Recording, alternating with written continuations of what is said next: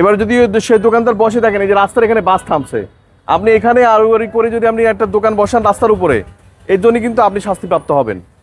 কোনোভাবে তাকে বসতে দিবেন না। আপনার কেনা বেচা তো হয় না, আপনি কেন বসতে দিচ্ছেন তাকে?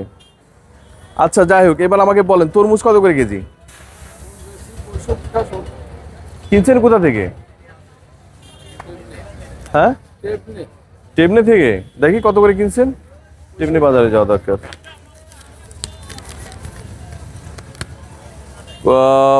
কত, 204 কেজি? 209 গুণ 2600, আমার বুঝান এটা 2300, কত 2300 আর 85 টাকা, কত 209টা 2600 কেজি, তাই তো নাকি? আমাকে 2600 টাকা মন, 209 কেজি মাল, 2600 টাকা মন। আর তাহলে এখানে মোট কত? 13,585। হ্যাঁ, তাহলে দেখেন আমাকে কত টাকা আসছে, দেখেন ভাগ করেন। আর ক্যালকুলেটর আছে?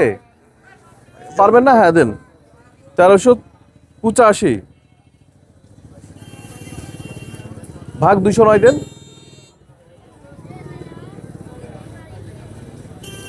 24, ওই 62 টাকা পড়ছে, 65 টাকা পড়েনি তো। ধরেন দেখি।